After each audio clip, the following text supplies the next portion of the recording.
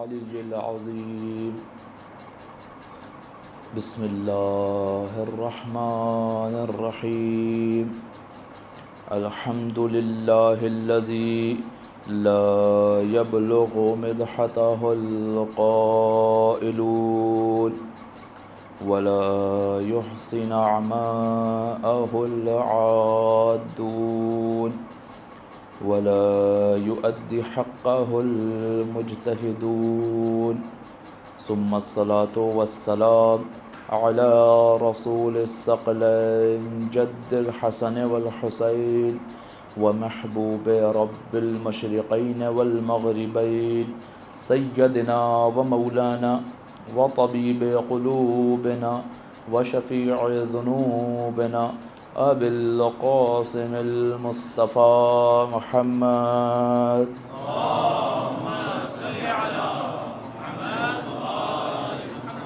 وعلى أهل بيته الطيبين الطاهرين المعصومين المظلومين اللعنة الدائمة على أعدائهم أجمعين من الآن إلى قيام يوم الدين بسم الله الرحمن الرحيم رب اشرح لي صدري ويسر لي أمري واحلل عقدة من لساني يفقهوا قولي أما بعد فقد قال إمام الباقر في زيارة العاشوراء إني سلم لمن سالمكم وحرب لمن حاربكم ولي لمن والاكم وعدو لمن عاداكم صلوات پڑھیں محمد وآل محمد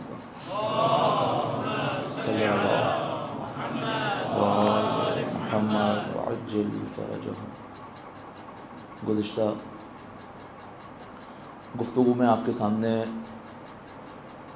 مفہوم ولایت کو بیان کیا کہ یا یوں کہوں کہ ولایت کے مفہوم کی ایک خاص جہت کو آپ کے سامنے بیان کیا کہ جس میں ہدف انبیاء سے لے کر وہ سلسلہ ولایت جو آج تک جاری ہے آپ کے سامنے بیان ہوا۔ ولایت در حقیقت ایک اتصال کا نام ہے، ایک پیوستگی کا نام ہے، ایک ہم آہنگی کا نام ہے، اور یہی ولایت تسلسل ہے نبوت کا، نبوت سے جدا نہیں ہے۔ آپ کے سامنے عرض ہوا خلاصتاً جو افراد موجود نہیں تھے ان کے لیے بیان کروں تاکہ گفتگو کو آگے بڑھایا جا سکے۔ جب ولایت تسلسل ہے نبوت کا تو نبوت کا کام کیا ہے؟ کار انبیاء کیا ہے؟ کیوں انبیاء کو مبعوث کیا گیا؟ انبیاء کا جو مختلف اہداف بیان ہوئے ہیں، اگر ان اہداف کو سموٹ کر نچوڑ کر ایک جملے میں کہا جائے تو انبیاء کا ہدف تھا انسان سازی، انسان کو بنانا، انسان کو تقرب الہی عطا کرنا، انسان کو خدا کے نزدیک لے کر جانا۔ اب یہ جو انبیاء ہیں جس معاشرے پر بھی آتے ہیں، مثلا رسول خدا صلی اللہ علیہ وسلم،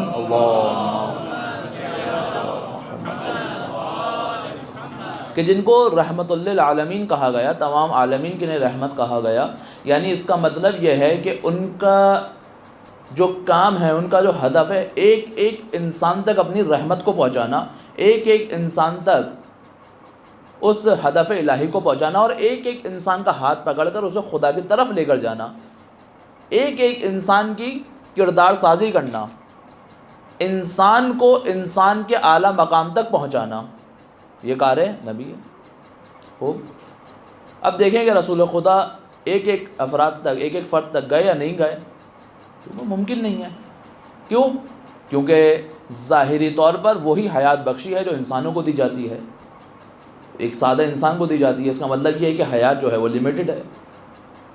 کوئی ایسے ٹول سے استفادہ نہیں کرنا، کسی بھی ایسے ٹول سے استفادہ نہیں کرنا، ایسے ٹول کو استعمال نہیں کرنا کہ بعد میں آنے والا انسان یہ کہے کہ بھائی یہ تو خاص لوگ تھے، میں جو حق پر نہیں آیا اس کی وجہ یہ ہے کہ میرے پاس وہ قوت موجود نہیں تھی کہ میں اس راستے پر چل سکتا۔ کیوں؟ کیونکہ ان کے پاس ایکسٹرا جو ہے وہ فضیلتیں تھیں، ان کے پاس معجزے موجود تھے، ان کے پاس جو ہے کرامتیں موجود تھیں، ان کے حکم کے اوپر جو ہے وہ دنیا کا نظام چلا کرتا تھا، بس مجھ میں اور اس میں فرق ہے۔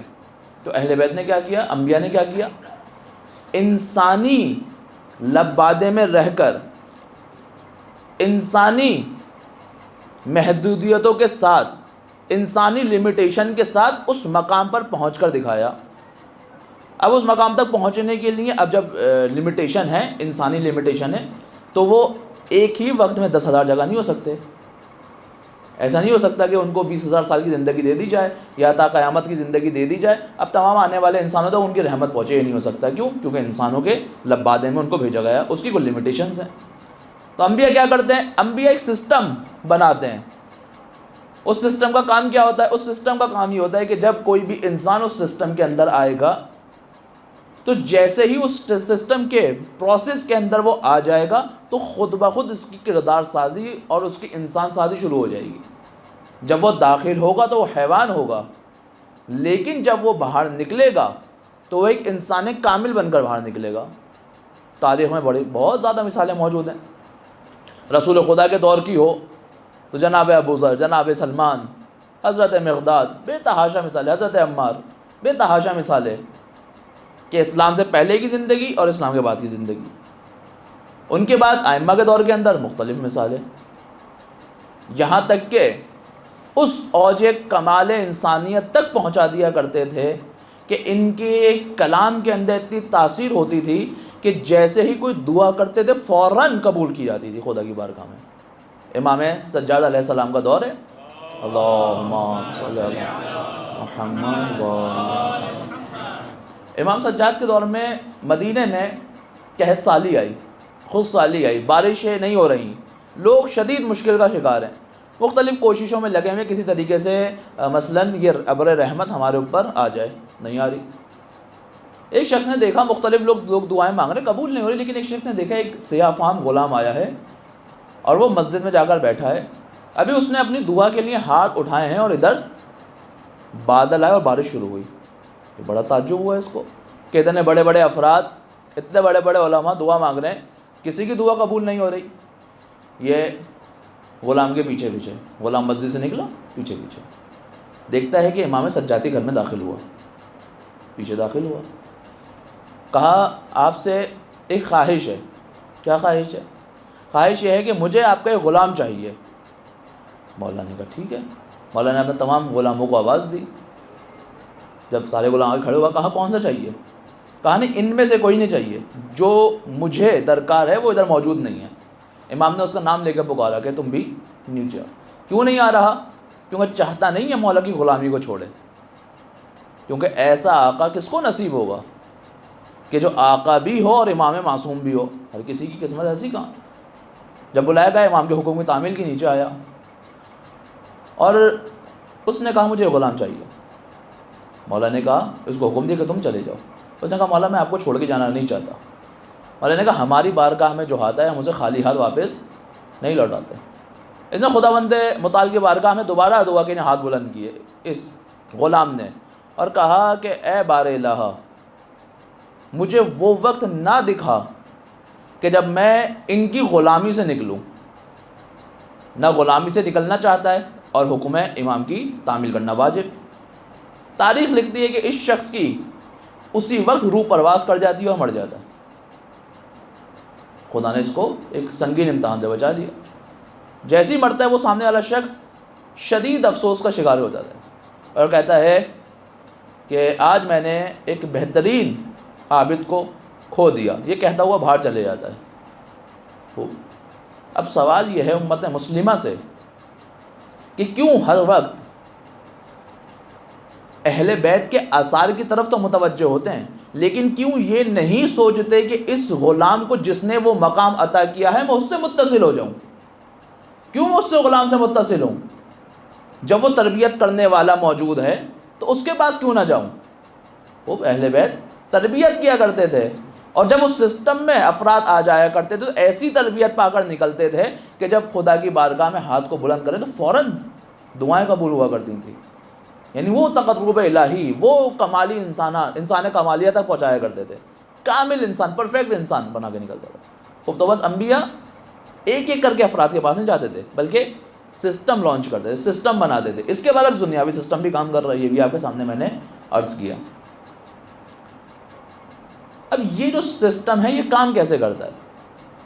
اس سسٹم کے لیے اہل بیت مومنین کے درمیان ایک اتصال اور پیوستگی کو قائم کرتے ہیں. ان کے درمیان ایک خاص قسم کے بانڈ کو قائم کرتے ہیں کہ یہ تمام کے تمام مل کے ایک خاص ہدف کے تحت آگے بڑھیں.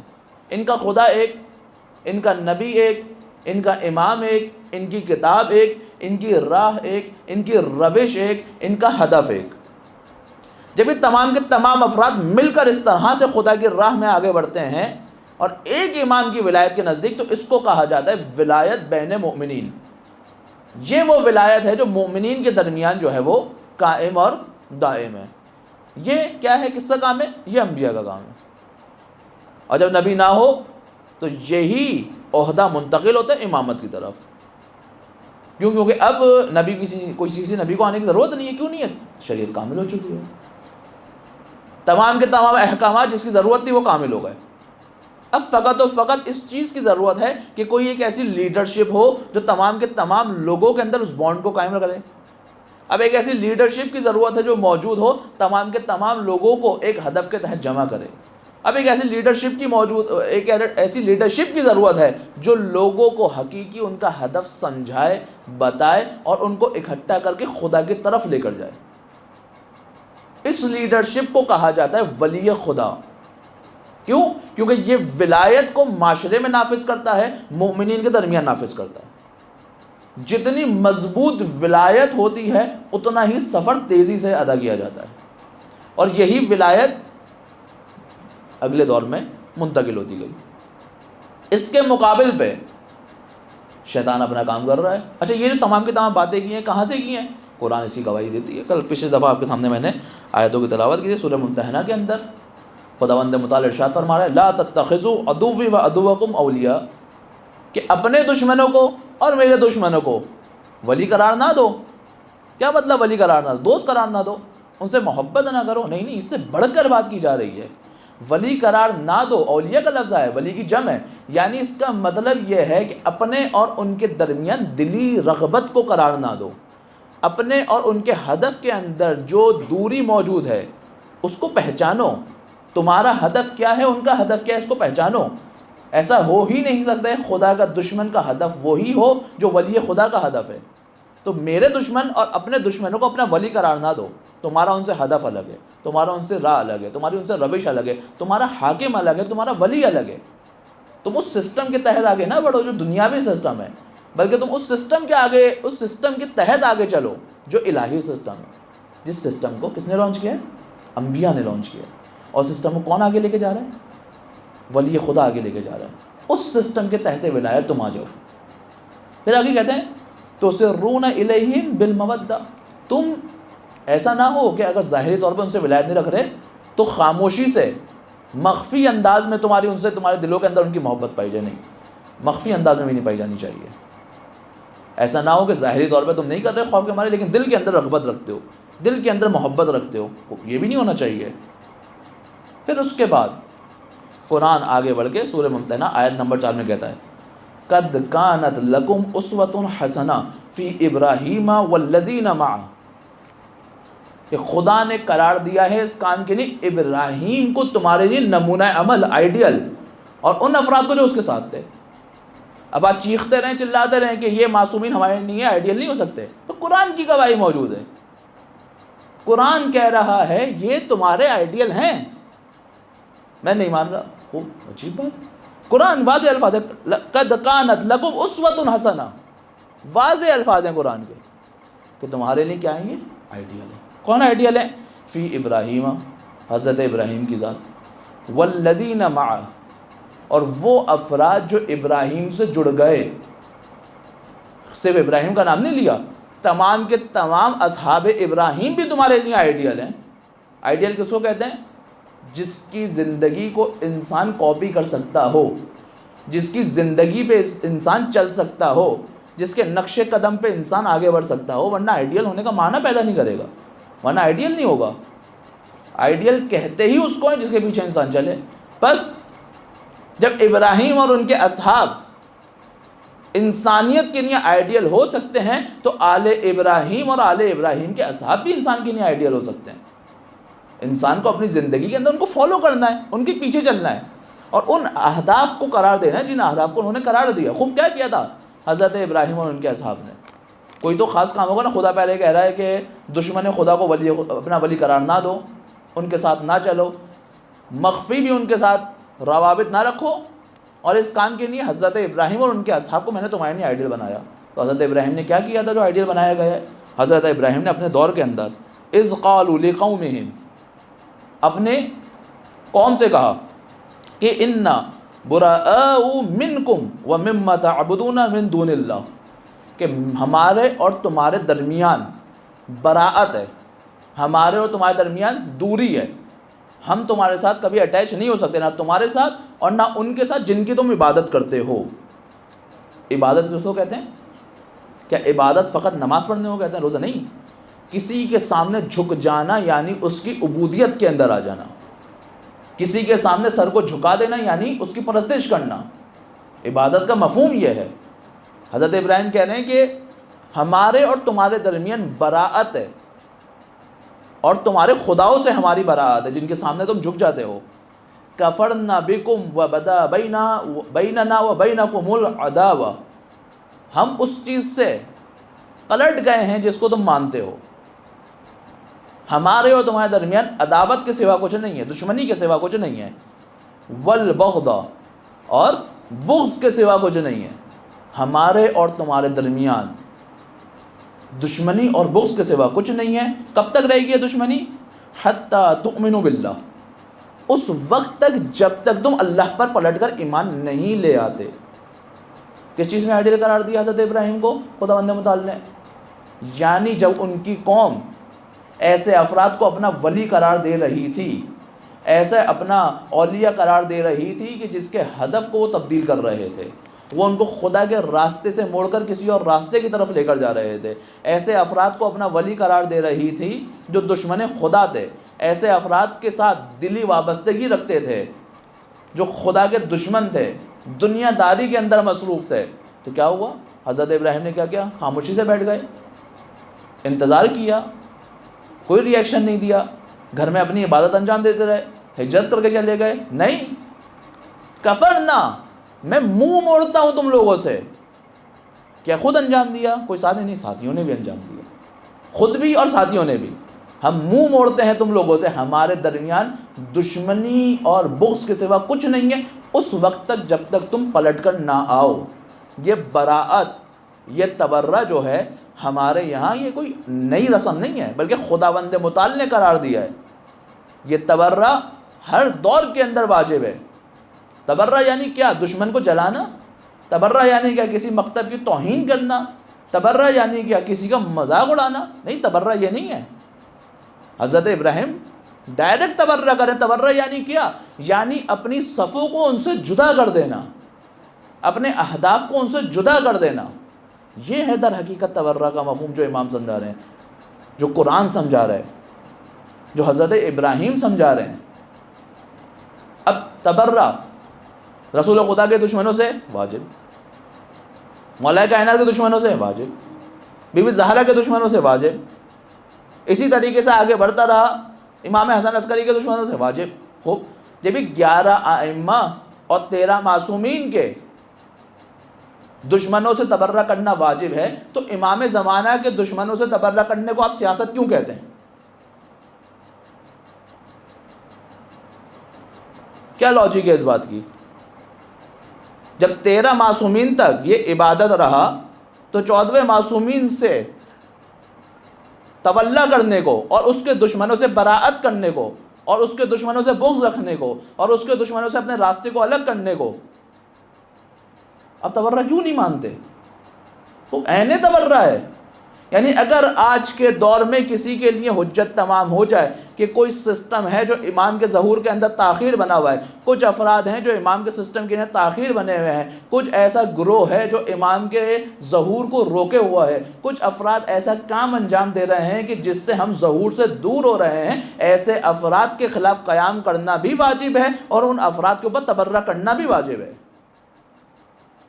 یہ وہی سسٹم ہے ولایت کا، وہ ختم نہیں ہوتا، چلتا جا رہا ہے، چلتا جا رہا ہے، قرآن کی روح سے، اور دشمن اپنا کام ساتھ ساتھ کرتا رہتا ہے۔ ایک لہجہ ایسا نہیں ہوتا کہ دشمن خاموشی سے بیٹھے۔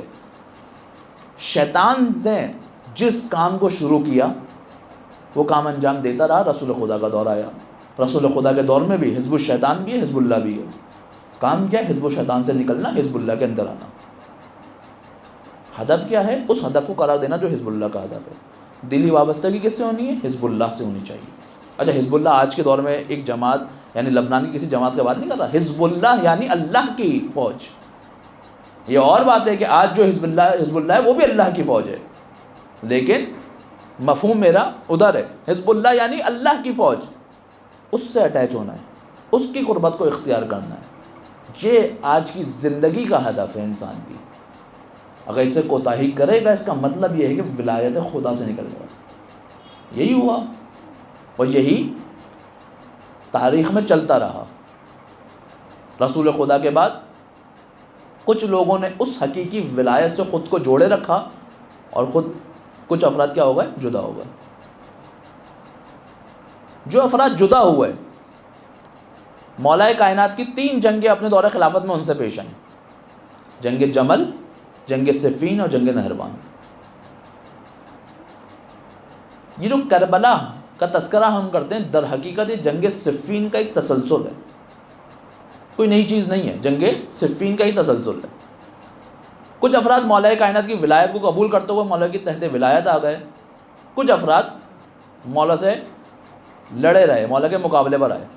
تیسرے خلیفہ کے دور میں بنو امیہ کی حکومت آتی ہے، کیونکہ تیسرا خلیفہ خود بنو امیہ سے تھا۔ ان کے بڑے گھر میں آتے ہیں اور کہتے ہیں کہ اب کیونکہ حکومت اسلامی ہمارے پاس آ گئی ہے تو حکومت کو ایک دوسرے کی طرف جیسے ایسے پاس کرو جیسے ہم گیند کو پاس کرتے ہیں، بال کو پاس کرتے ہیں، اور ہمارے پاس سے حکومت نکلنی نہیں چاہیے۔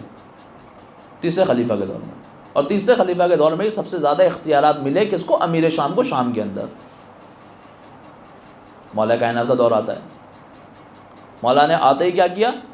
خط لکھا خلیفہ کو، امیر شام کو، اور کیا کہا کہ میں تمہیں تمہاری وزارت سے، تمہاری جو وہاں پر حکومت ہے، تمہیں اس سے عزل کرتا ہوں۔ وہ اس نے نہیں مانا۔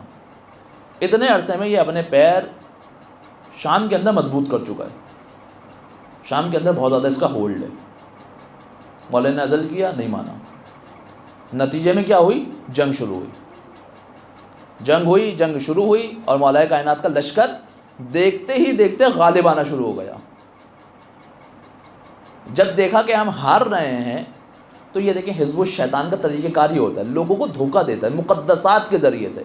آپ یہ مت سوچیں کہ آج کوئی مثلا ایک مقدس چہرہ بن کے میرے سامنے آیا ہوا ہے کہ ایسا لباس پہنا ہوا ہے جس کا ہم احترام کرتے ہیں، بس جو بولے گا صحیح بولے گا۔ نہیں، دشمن کام یہی کرتا ہے، مقدسات کے ذریعے سے انسان کو دھوکہ دیتا ہے۔ قرآن کو نظم بلند کیا گیا، کچھ افراد نکل کر آئے، کہا ہم بھی نماز پڑھ لیں، یہ بھی نماز پڑھ لیں، ہم بھی روزہ رکھتے ہیں، یہ بھی روزہ رکھتے ہیں، ہم بھی قرآن پہ عمل کرنے والے ہیں، یہ بھی قرآن کے ماننے والے ہیں۔ کیوں جنگ کر رہے ہیں ہم ان سے؟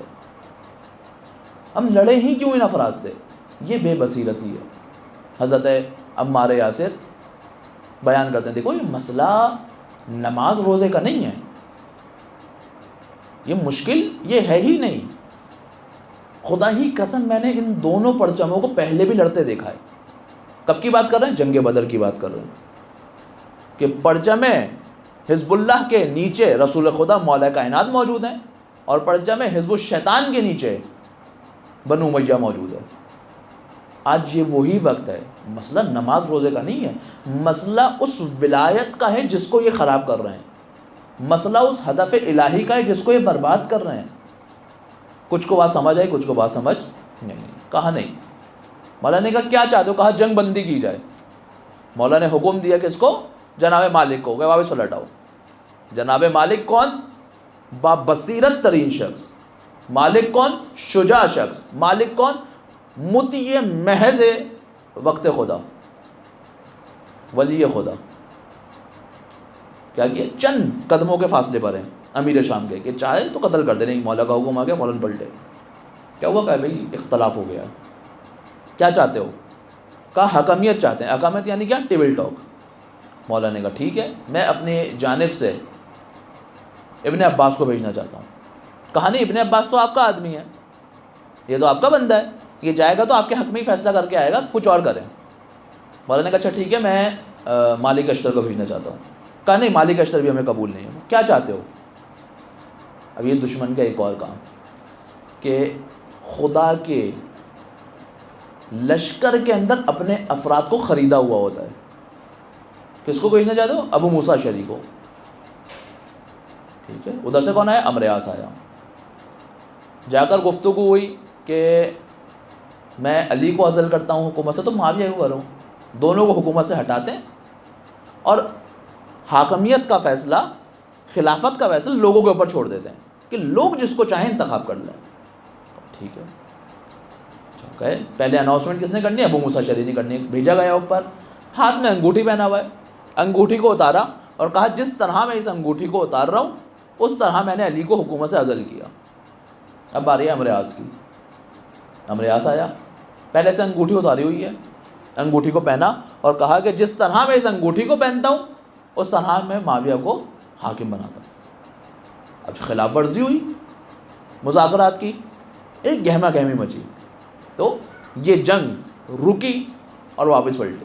یہاں سے ایک گروہ وجود میں ہے خوارج. ابھی وقت نہیں خوارج کی بحث میں داخل ہوا جائے. خوب، یہ واپس پلٹا گروہ. جب واپس پلٹ گئے، ہدف تو پورا نہیں ہوا. جنگ جمل کا مولا نے قصہ تمام کر دیا تھا، جنگ نہروان کا قصہ مولا نے تمام کر دیا تھا، بچی جنگ صفین تھی. اور جنگ صفین میں وہ افراد مقابلے پر تھے جو در حقیقت خدا کے نظام کو سب سے زیادہ نقصان پہنچانے والے تھے. تو مولا نے رمضان کا ایک وقت طے کیا کہ اس دن ہم لوگ یہاں پر ملاقات کریں گے اور رمضان کے بعد اس جنگ صفین کو ہم آگے بڑھائیں گے. کیا ہوا؟ رمضان میں مولا کی شہادت ہو گئی، شہید کر دیا گیا مولا کو. اب کس نے کیا، کیسے کیا، بہرحال کبھی وقت ملا تو. اب حکومت کس کے پاس آئی ہے؟ امام حسن علیہ السلام کے ہاتھوں میں حکومت آئی. امام حاکم بنے. امام نے کیا کیا؟ پیچھے ہٹ گئے، فوراً صلح کر لی؟ نہیں، امام نے اسی صفین کو آگے بڑھایا اور رمضان کے بعد ایک لشکر کو تشکیل دیا کہ جس کا جو حاکم بنایا عبید اللہ ابن عباس، یعنی ابن عباس کا بھائی، عبداللہ ابن عباس کے بھائی. عبداللہ ابن عباس کون ہے؟ مفسر ہیں. عبداللہ ابن عباس کون ہے؟ محدث ہیں. لیکن بھائی کون ہے؟ بھائی جو ہیں جنگجو ہیں، میدان جنگ میں ان کی زیادہ شناخت ہے، بنی ہاشم سے ہیں. ان کے دو بیٹوں کا قاتل بھی کون ہے؟ امیر شام ہے. مولا نے اس فرد کو سلیکٹ کرا سپہ سالاری کے لیے. بچوں کا قاتل بھی ہے امیر شام، بنی ہاشم سے بھی بھروسے کا انسان بھی. خوب سلیکٹ کر لیا. یہ لشکر لے کر جنگ کرنے گیا اور چند روپے کے عوض اپنے آپ کو بیچ دیا. کچھ روایتوں میں پورا لشکر، کچھ کے بتا آدھا لشکر بک گیا، پلٹ گیا. جب یہ سچویشن پیش آئی، اب جیسا کہ میں پہلے بیان کر چکا ہوں، اس کا میڈیا بڑا مضبوط تھا. امیر شام کا پروپیگنڈے میں ماہر، اس نے پروپیگنڈا کرنا شروع کیا کہ حسین ابن علی کے لشکر کو شکست ہو گئی، حسن ابن علی کے لشکر کو شکست ہو گئی. مختلف باتیں کہ وہ معاویہ کے سامنے جھک گئے، بیعت کر لی، یہ کر لیا، پتہ نہیں مختلف گفتگو اس نے جو ہے وہ تمام کے تمام لشکر کے اندر پھیلانا شروع کی. اس کا نقصان کیا ہوا؟ اس کا نقصان یہ ہوا کہ لوگوں کے حوصلے کیا ہو گئے؟ ٹوٹنا شروع ہو گئے. اب کیا کیا جائے؟ چند افراد امام کے جو حقیقی ناصر موجود ہیں امام کے ساتھ ہیں. اب امام کیا کریں؟ بہت سارے لوگ یہ سمجھتے ہیں کہ نعوذ باللہ امام کو جو ہے وہ جنگ کرنے سے ڈر لگتا تھا. نہیں، ایسا نہیں ہے عزیزو. آپ زندگی کا مطالعہ کریں مولا کائنات کی، یہ تینوں جنگوں میں امام حسن موجود ہیں اور کردار جو امام حسن کا لکھا گیا ہے امام حسین سے زیادہ لکھا گیا ہے. چاہے وہ جمل ہو، صفین ہو، نہروان ہو. امام خوفزدہ نہیں ہے جنگوں سے. حالات ایسے ہو چکے ہیں کہ انسان کیا کرے. اکثر افراد جا چکے ہیں، جنگ کریں گے تو کیا ہوگا؟ خود بھی شہید ہوں گے اور اصحاب کربلا بھی شہید ہو جائیں گے، ظاہر ہے، کیونکہ امام وقت امام حسن ہے. باقی افراد بھی ظاہر جنگ کریں گے، حضرت عباس بھی جنگ کریں گے. امام حسین بھی جنگ کریں گے اور مختلف افراد جو ہے وہ جنگ کرنا شروع ہوں گے۔ امام نے کیا کیا؟ امام نے کہا کہ اگر میں ابھی جنگ کرتا ہوں تو یہ کیا کرے گا؟ یا تو مجھے قتل کر دے گا، کیونکہ بالآخر پوری فوج اس کے پاس ہے۔ خوب اگر قتل نہ بھی کرے، اگر صرف اسیر کر کے تھوڑے عرصے میں چھوڑ دے، تو لوگوں کے درمیان یہ بات ہو جائے گی کہ مثلا امیر شام نے اہل بیت کے اوپر احسان کیا، ان کو چھوڑ دیا، اور اس کا جو معاشرے کے اندر چہرہ مقدس بنا ہوا ہے، اتنا مقدس بنا ہوا ہے کہ آج بھی آپ پاکستان میں نام لیتے ہیں تو آپ کے خلاف FIR کٹ جاتی ہے۔ اتنا مقدس چہرہ بنا ہوا ہے، جب آج اتنا مقدس ہے تو اس دور میں کتنا مقدس ہوگا چہرہ؟ یہ بڑا مقدس سا چہرہ ہے۔ کیا کرے؟ امام نے اس اقدام کو انجام دیا جو اس کے چہرے سے نقاب کو ہٹائے گا۔ امام نے چند شرائط کی بنیاد پر صلح کی۔ کیا شرائط ہیں؟ پہلی شرط یہ تھی کہ یہ جو نظام خلافت کا لفظ آ رہا ہے نا، خلافت اسلامیہ کا، اس کو منتقل کر کے ملوکیت کے اندر تبدیل کیا، تاکہ آنے والے تاریخ کو پتہ چلے کہ یہ اب اسلامی حکومت نہیں ہے بلکہ بادشاہت ہے۔ آپ کبھی توجہ کیجئے گا اہل سنت کے علماء کے اوپر بھی، کبھی بھی جب وہ پہلے خلیفہ کا نام لیں گے خلیفۃ المسلمین کہیں گے، دوسرے خلیفہ کا نام لیں گے خلیفۃ المسلمین کہیں گے، لیکن جب اس کی بات کریں گے تو امیر شام کہیں گے، کوئی خلیفۃ المسلمین نہیں کہے گا۔ یہ کس کا کمال ہے؟ یہ امام حسن کی صلح کا کمال ہے۔ امام نے بتایا کہ یہاں سے خلافت اسلامیہ ختم، اب ملوکیت کا آغاز ہو رہا ہے، موروثی وراثتی حکومت کا آغاز ہو رہا ہے۔ پہلی شرط یہ اپنے آپ کو امیر المومنین نہیں کہلوائے گا۔ دوسری شرط، امام علی کے نام پر سب و شتم کیا جاتا ہے، امام کے اوپر لعن طعن کیا جاتا ہے، ممبروں سے ختم کیا جائے گا۔ تیسری شرط جو سب سے زیادہ اہم شرط ہے وہ کیا ہے؟ کہ یہ اپنے بعد کسی کو خلیفہ مقرر نہیں کرے گا۔ اگر امام زندہ ہوئے تو امام، ورنہ امام کے بھائی امام حسین علیہ السلام کے بعد حکومت جو ہے وہ آ جائے گی۔ اس کے علاوہ اور بھی شرائط جو ہیں وہ اس نے رکھوائیں، امام حسن علیہ السلام نے لکھوائیں۔ اچھا، یہ صلح کا مفہوم کیا ہوتا ہے؟ صلح کا مفہوم یہ ہوتا ہے کہ اب ہمیشہ کے لیے جنگ ختم نہیں، جب تک ان صلح نامے پر عمل ہوگا اس وقت تک جنگ نہیں ہے، لیکن جیسے ہی یہ کانٹریکٹ جو ہے تم نے توڑ دیا، ختم، اب دوبارہ جنگ کا آغاز ہو رہا ہے۔ اور تاریخ کہتی ہے اس نے کسی بھی چیز کو نہیں مانا۔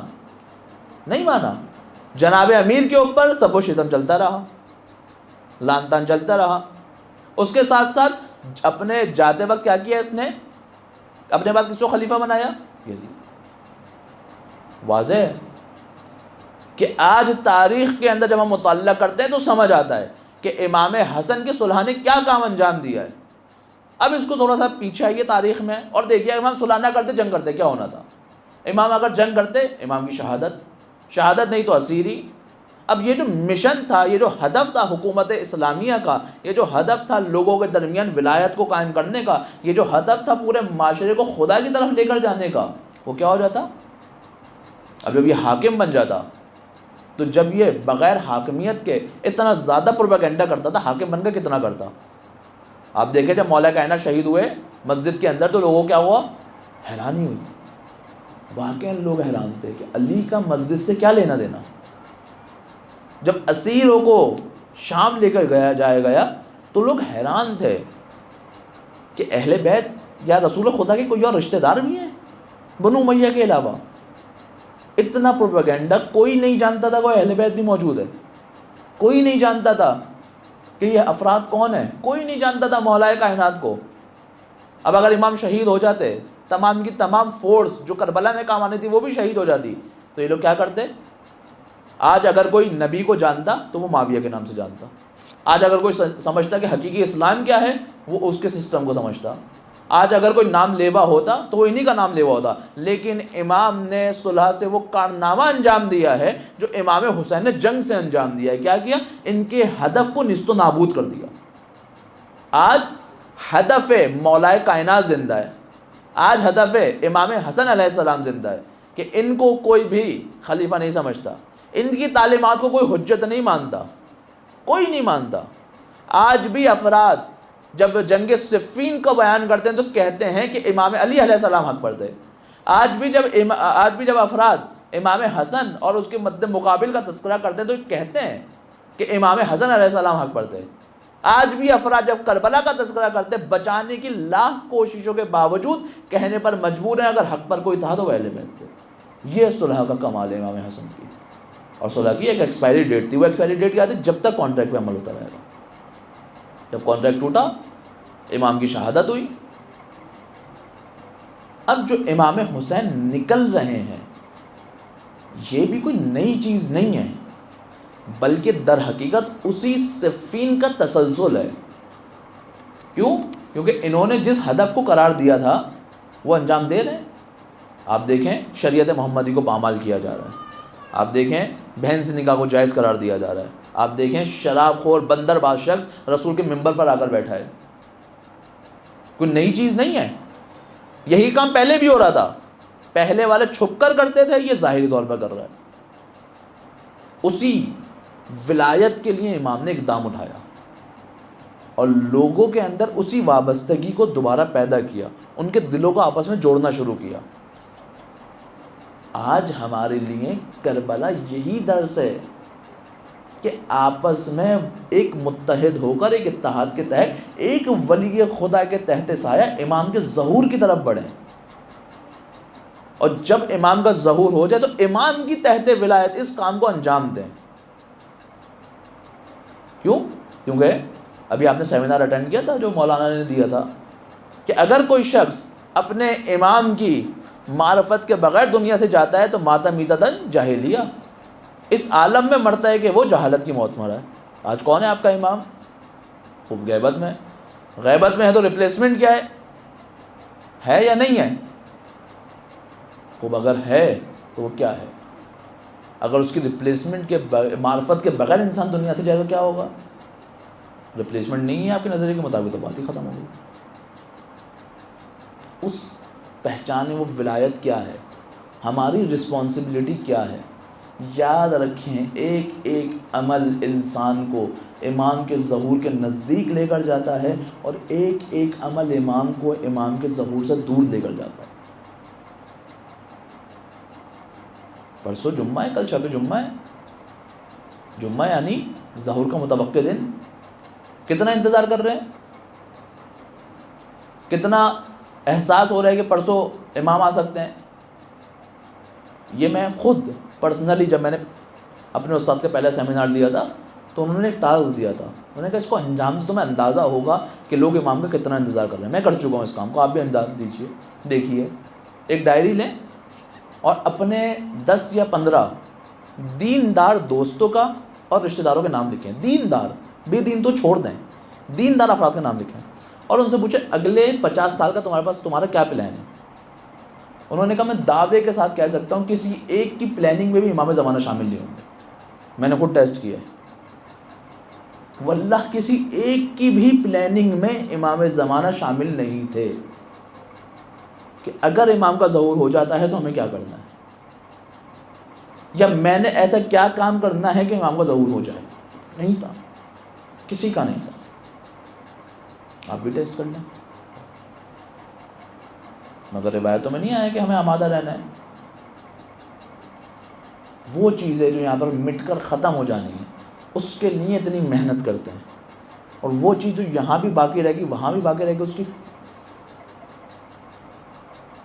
عزیزو اس ولایت سے جڑنا، اور اس ولایت کا جو بہترین مظہر ہے، بہترین مظہر جو ہمیں اپنے اوج پر نظر آتا ہے وہ کربلا میں نظر آتا ہے۔ اسی ولایت سے نہ جڑنے کی وجہ سے آپ دیکھیں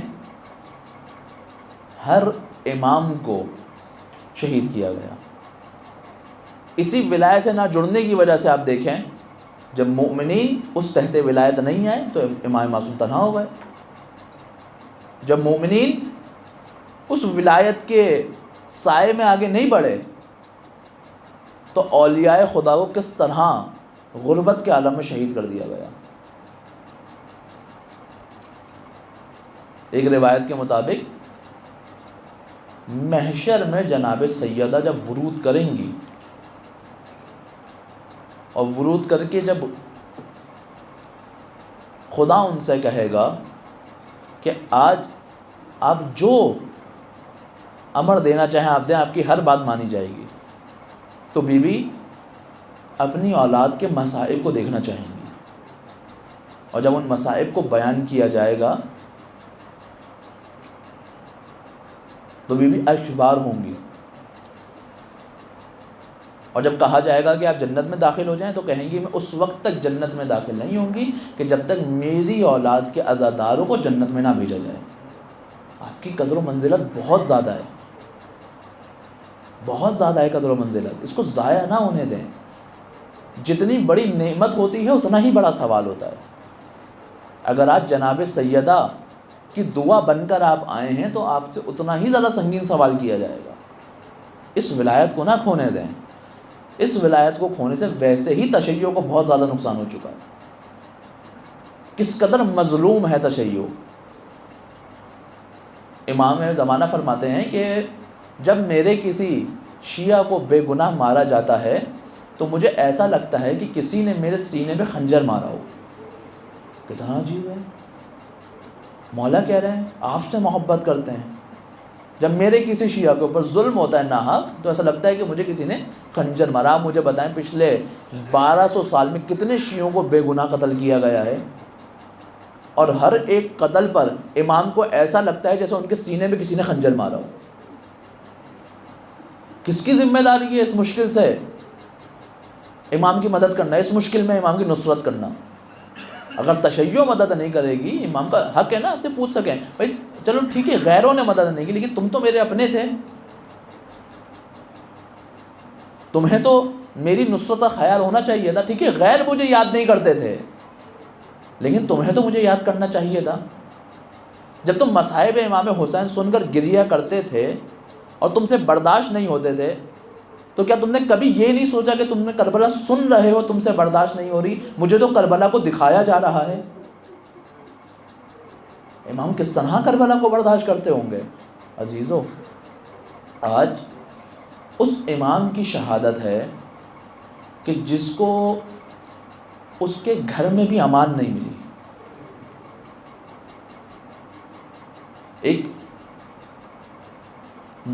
نجف کے بڑے عالم دین جو مصائب کی زیادہ مثلا کہا کرتے زیادہ مصائب پڑھے جائیں، اپنی مجالس سے مصائب زیادہ تو نہیں پڑھا کرتے تھے۔ ایک دن آ کر عالم خواب میں دیکھتے ہیں کہ امام حسن آئے اور کہتے ہیں کہ تم تمام کے تمام اہل بیت کے سخت مصائب بیان کرتے ہو، میرے سخت مصائب بیان نہیں کرتے۔ کہا مولا نہیں، میں آپ کے سخت مصائب بیان کرتا ہوں۔ میں نے بیان کیا کہ ہمارا ایک مولا ایسا ہے کہ جس کی بیوی نے اسے خود زہر دے دیا گیا۔ کہا نہیں یہ میرے سخت مصائب نہیں ہیں۔ کہا مولا میں نے آپ کے سخت مصائب بیان کیے ہیں۔ کہا وہ کیا؟ کہا میں نے بیان کیا ہے کہ ہمارا ایک مولا ایسا ہے کہ جس کے جنازے کے اوپر تیر چلائے گئے۔ کہا نہیں یہ میرے سخت مصائب نہیں ہیں۔ کہا مولا میں یہ بھی بیان کیا ہے کہ ہمارا ایک مولا ایسا ہے کہ جس کے جنازے سے جب تیر نکالے گئے تو پورے بدن میں تیر موجود تھے۔ کہا نہیں یہ میرے سخت مصائب نہیں۔ کہا مولا پھر آپ کے سخت مصائب کیا ہیں؟ کہا میرے سخت مصائب جاننا چاہتے ہو؟ میرے سخت مصائب یہ ہیں کہ مدینے میں ایک گلی موجود ہے، اس میں ایک گھر موجود ہے، وہاں پر ایک دروازے کو جلایا جا رہا تھا اور میں سامنے کھڑا ہو کر اس منظر کو دیکھ رہا تھا، اور میری ماں سیدہ اس دروازے کے پیچھے تھی اور وہ جلتا ہوا دروازہ میری ماں کے اوپر آ کر گرا اور میری ماں نے صدا دی اے فضہ میری مدد کو آؤ کہ میرا محسن چلا گیا۔ جانتے ہو میرے سخت مصائب کیا ہیں؟ میرے سخت مصائب وہ ہیں کہ جب میں مدینے میں چل رہا ہوتا ہوں اور جب اس گلی میں آتا ہوں نا جس کو کوچہ بنی ہاشم کہا جاتا ہے تو مجھ سے وہاں سے گزرا نہیں جاتا۔ مولا کیوں گزرا نہیں جاتا؟ کہا مجھے وہ تماچا یاد آ جاتا ہے جو اس کوچے میں مارا گیا تھا۔ اجرکم اللہ۔ ہاں عزیزو، امام نے بہت سخت وقت دیکھا ہے، امام کے بہت سخت مصائب ہیں۔ ایک دفعہ ایک شخص اپنی زوجہ سے لڑائی کے درمیان شیطان غالب ہوتا ہے، غصے میں اپنی زوجہ کو تماچا مار دیتا ہے اور غصہ نکل جاتا ہے۔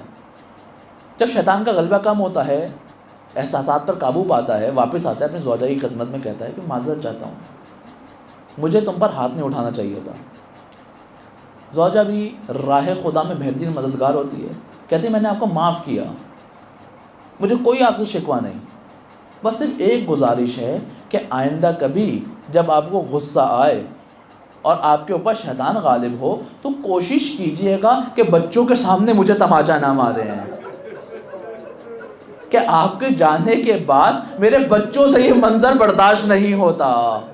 امام حسن نے اس منظر کو دیکھا بھی ہے، اور جب بھی اس کوچے سے گزرتے تھے نا، جب بھی اس گلی سے گزرتے تھے، امام کو وہ تماشا یاد آ جاتا تھا۔ بہت سخت وقت دیکھا ہے امام نے۔ امام کو امام ہی کے گھر میں زہر دے دیا گیا۔ جب زہر دیا تو جس نے زہر دیا تھا وہ گریہ کر رہی ہے۔ امام نے کہا تو کیوں گریہ کر رہی ہے؟ تیرا مقصد تو پورا ہوا۔ کہا مجھے شرم محسوس ہو رہی ہے کہ ابھی زینب و ام کلثوم آئیں گی اور آپ بتائیں گے مجھے اس نے زہر دیا ہے، میں کیسے سامنا کروں گی۔ مولا نے اس کو وہاں سے جانے کا کہا اور کہا یاد رکھنا کہ محشر میں میری ماں کو تجھے حساب دینا ہے۔ امام حسین کو پتہ چلا، فوراً گریہ کرتے ہوئے اپنے بھیا کے پاس آئے۔ کہا بھیا آپ کو زہر دیا گیا ہے؟ حسین کچھ مت پوچھو، بس ایک تھال لا کر دو۔ امام حسین نے تھال لا کر دیا۔ امام حسن کا کلیجہ زہر کی شدت سے ٹکڑے ہو رہا ہے۔ امام نے قے کی ہے اور تھال کے اندر، تشت کے اندر امام کے کلیجے کے ٹکڑے آئے۔ جیسے ہی آہٹ سنی، کہا حسین اس تشت کو یہاں سے لے جاؤ۔ کہا کیا ہوا بھیا؟ کہا زینب آ رہی ہے، ارے اس سے برداشت نہیں ہوگا۔ جب سب آ گئے نا تو امام نے سب کو وصیت کی، سب کو نصیحت کی۔ سب امام کو دیکھ کر گریہ کر رہے ہیں، لیکن جب امام حسین نے گریہ کیا ہے تو کہا بھیا آپ گریہ نہ کریں۔ ارے کیوں گریہ نہ کریں؟ لا یوم کا یوم کا یا ابا عبداللہ، ارے بھیا آپ کے جیسے دن سا کہ کسی کا بھی دن نہیں ہے۔ جو مظلومیت آپ کے ساتھ ہوگی ایسی مظلومیت کسی کے ساتھ نہیں ہے۔ ارے بھیا ہوا کیا؟ ارے یہاں تو میرے سارے بھائی موجود ہیں، لیکن جب آپ زین سے زمین پر آئیں گے کوئی بھائی موجود نہیں ہوگا۔ ارے کوئی تیر مارے گا، کوئی نیزہ مارے گا، کوئی پتھر مارے گا۔ وصیت کی ہے اے بھیا حسین آپ ہی مجھے غسل دیجیے گا، آپ مجھے کفن دیجیے گا۔ مولا نے غسل و کفن دیا ہے، جنازے کو اٹھایا گیا، گھر کے دروازے تک جنازہ آیا، بی بی نے یتیموں کو روک دیا، جنازہ آگے بڑھا ہے۔ چاہتے ہیں کہ نانا کے پہلوؤں میں بھائی کو دفن کیا جائے، لیکن ایک ملعون نے صدا دی ہے کہ حسن کے جنازے پہ تیروں کو چلایا جائے۔ ارے جتنے تیر آ کر لگے ہیں، ارباب مقتل بیان کرتے ہیں اتنے تیر آ کر لگے، لیکن ایک فرق ہے دونوں جنازوں میں۔ کس کا جنازہ؟ ارے امام حسن کا جنازہ، امام حسین کا جنازہ۔ کیا فرق ہے؟ ارے فرق یہ ہے کہ امام حسن کے جنازے پر تیر تھے، امام حسین کا جنازہ تیروں پر تھا۔ جب تیروں کی شدت ہوئی ہے موڑا گیا ہے جنازے کو۔ جب جنازہ واپس گھر پر آیا ہے نا، بی بی زینب نے جنازے سے ایک ایک تیر کو نکالا، اماں کی قبر کی طرف رک کر کہا اے اماں،